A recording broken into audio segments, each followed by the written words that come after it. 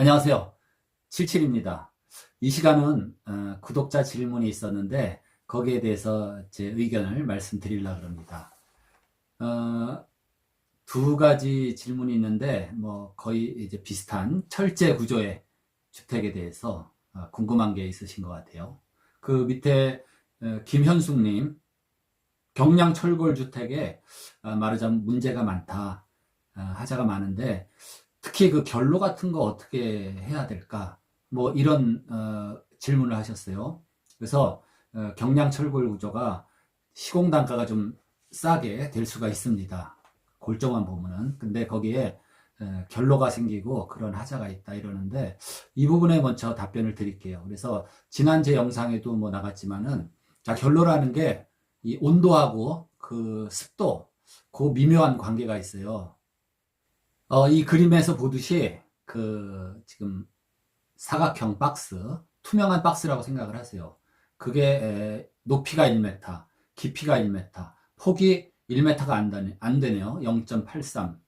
왜 이래요? 이거는 부피로 하면은 0.83 입방메타가 됩니다. 이게 공기를 여기다 한 가득 담으면 이 정도가 1kg이 돼요.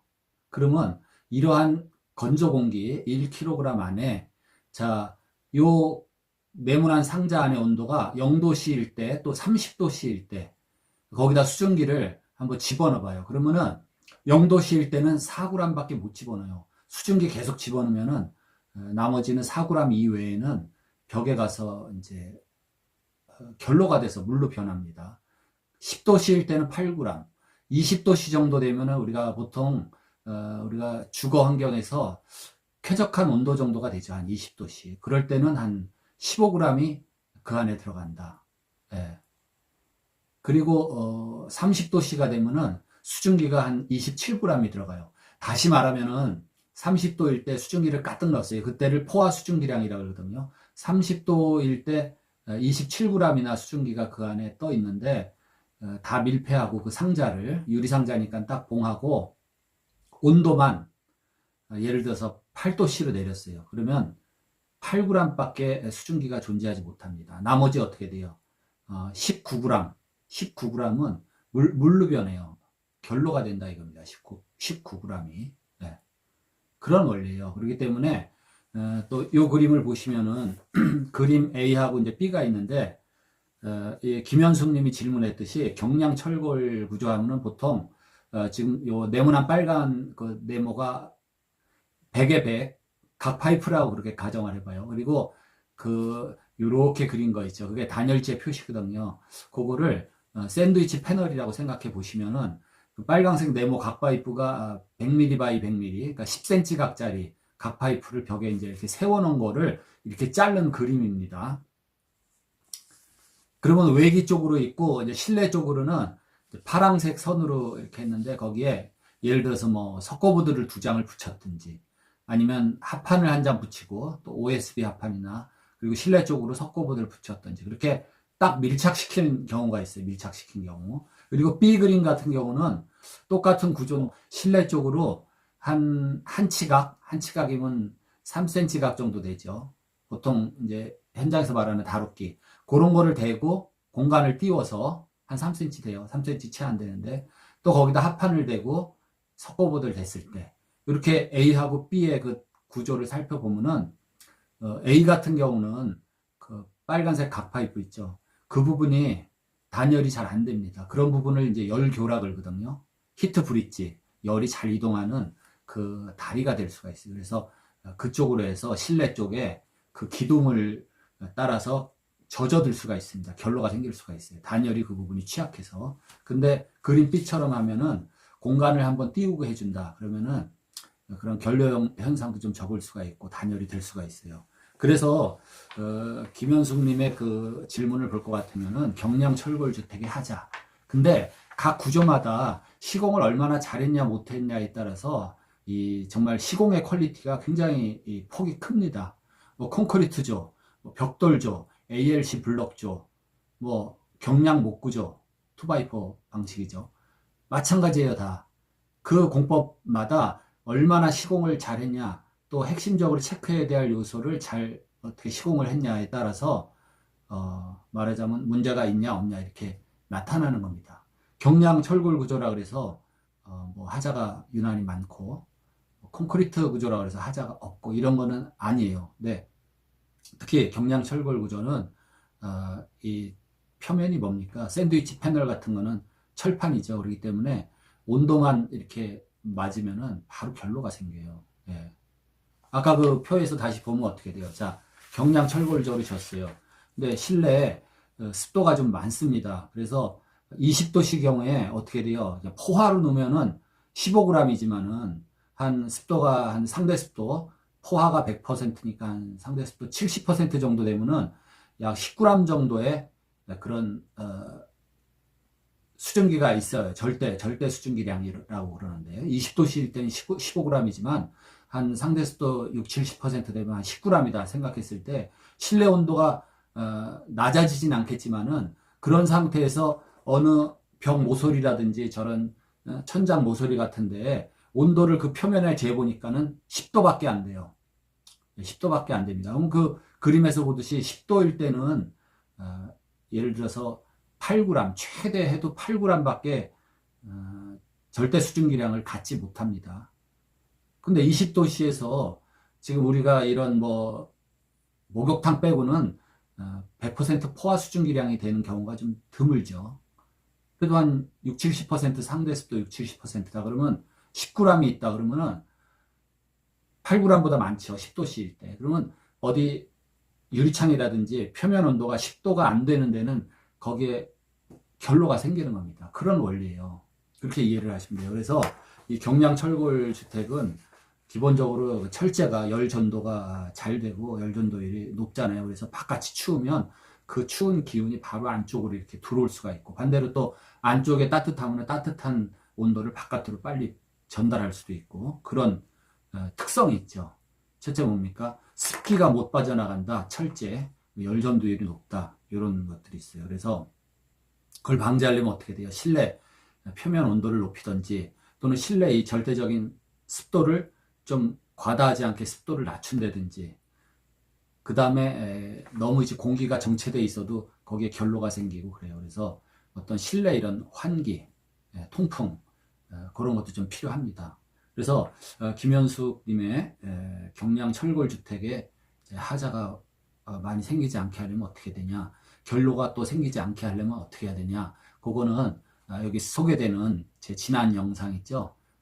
그거 좀 한 번 더 다시 시간 되면 참고하시길 바랍니다. 그 다음에 이제 구독자 SJ님께서 질문을 하셨어요.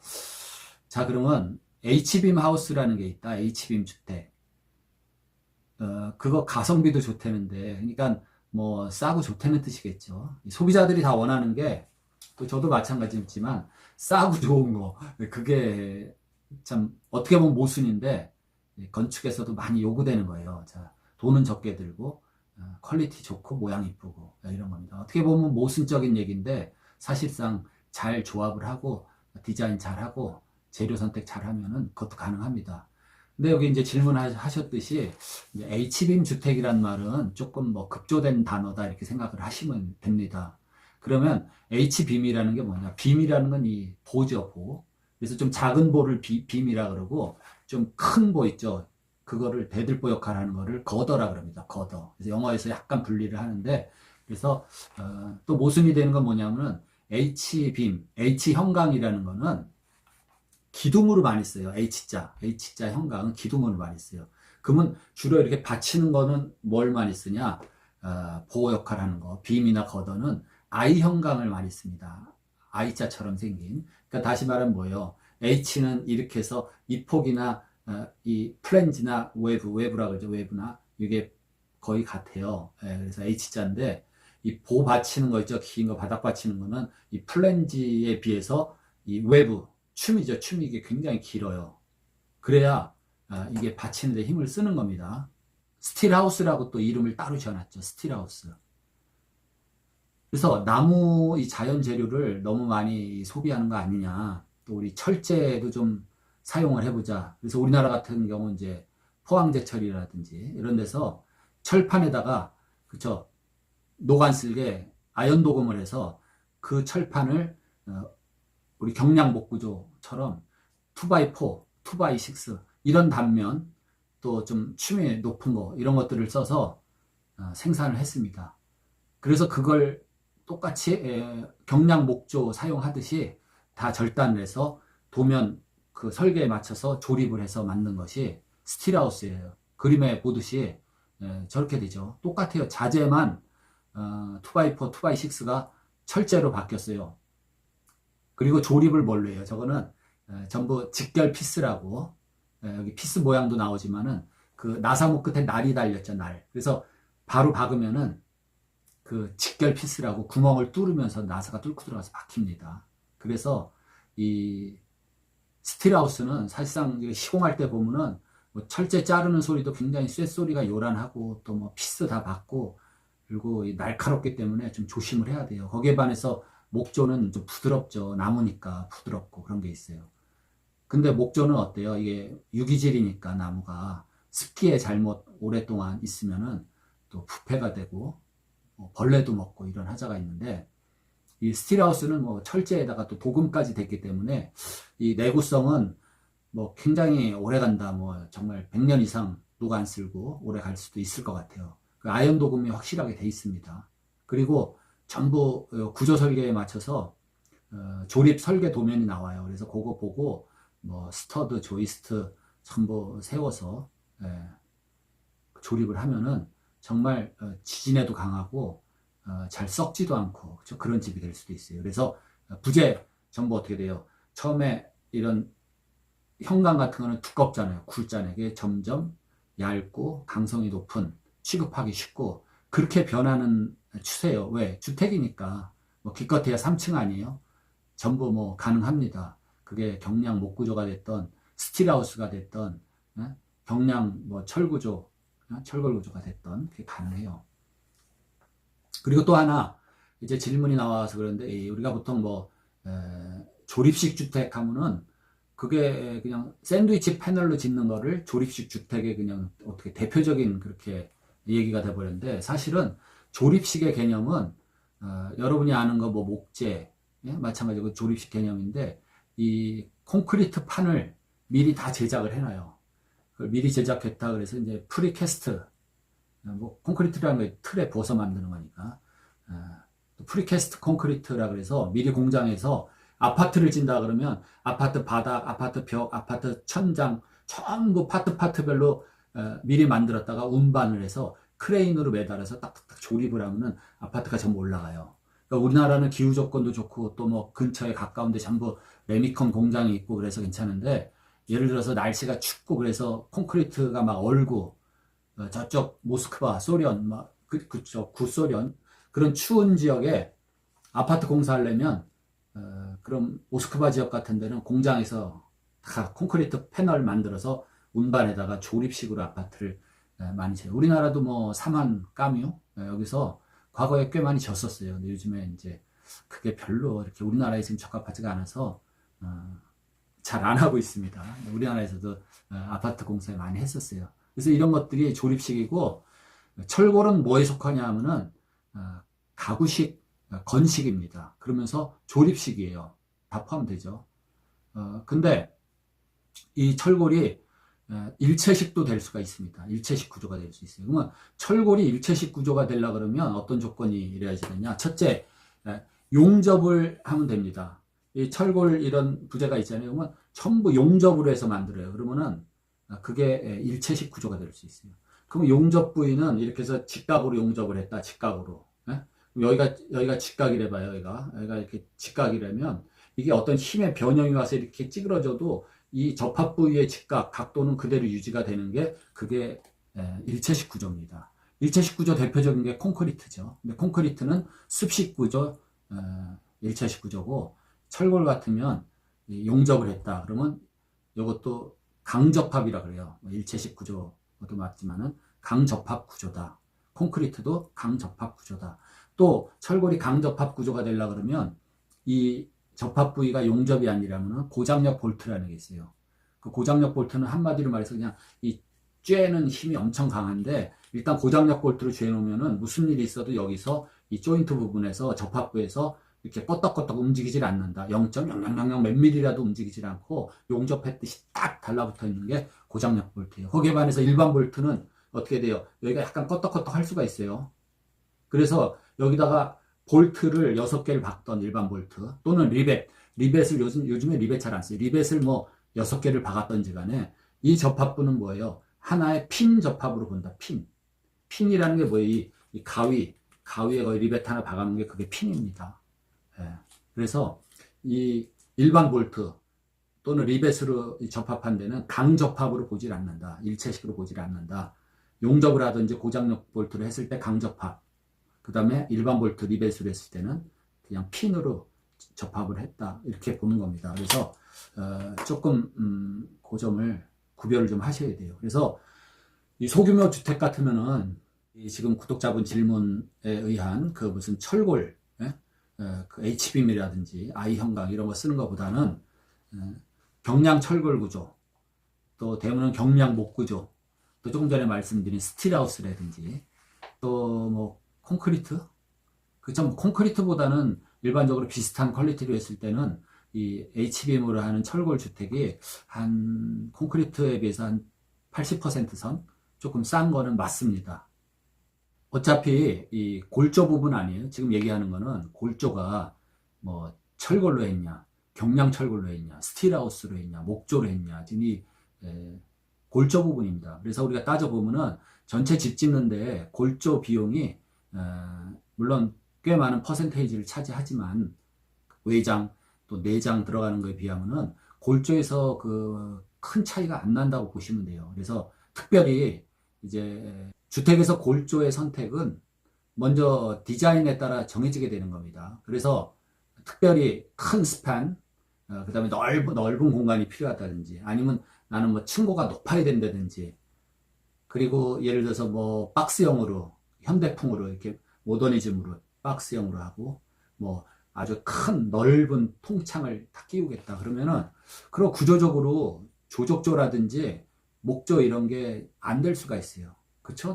긴 스판, 넓은 바닥에 뭐 통유리 아주 전체적으로 한 벽에 다 끼고 이렇게 하려면은 그 뼈대 강성이 커야 돼요. 그래서 철골로 선택되는 것이 있다. 그쵸? 그럼 구조, 디자인 때문에. 그리고 주택도 어떤 그런 미적인 걸 위해서 이렇게 주택이 튼튼하고 강한 걸 보이기 위해서 철골을 탁 앞에다 이렇게 보인 듯이 내놓을 수도 있어요. 지금 이 사진에 보듯이 제가 인터넷에서 캡처한 건데 이렇게 디자인상으로도 또 그걸 또 강조하고 이렇게 나타낼 수 있습니다. 꼭 철골이 힘을 받는 게 아니라 미적인 걸 위해서 보여주기 식으로 그렇게 할 수가 있어요.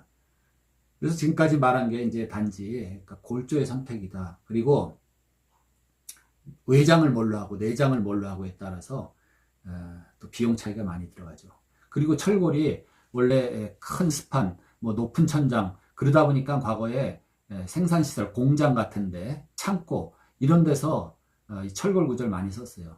근데 지금 이제 산업화 생산에서 세계로 넘어가면서 그런 공장이 필요 없게 됐을 경우에 그거 다 헐어버리기도 뭐하고 그래서 그거를 다시 리모델링해서 주택으로도 쓰고 또 다른 뭐 상업 건물로도 쓰고 그래요. 우리나라 같은 경우도 저쪽 뭐 공업 생산 많이 하던 뭐 성수동이라든지 영등포 물레동 뭐 또 청계천 그 세운상가 쪽 거기에 있던 어떤 공장 조그만 가공하는 업체 뭐 이런 것들이 다 사라져 버리면서 거기가 카페로 변하고 뭐 음식점으로 변하고 이렇게 변하는 경우가 있는데 그거 그대로 살려서 그 내부 공간 그대로 살려서 약간의 치장만 해서 그냥 음식점이 되고 카페가 되고 커피숍이 되고 이렇게 한 예를 제가 직접 봤는데 또 해외 사례는 미국의 여기 어디 뉴욕 맨하탄 제일 남쪽으로 내려가면은 첼시 마켓이라고 있어요. 굉장히 규모가 크죠. 왜냐하면 그게 큰 공장이었으니까 그 뭐죠 새까만 비스켓인데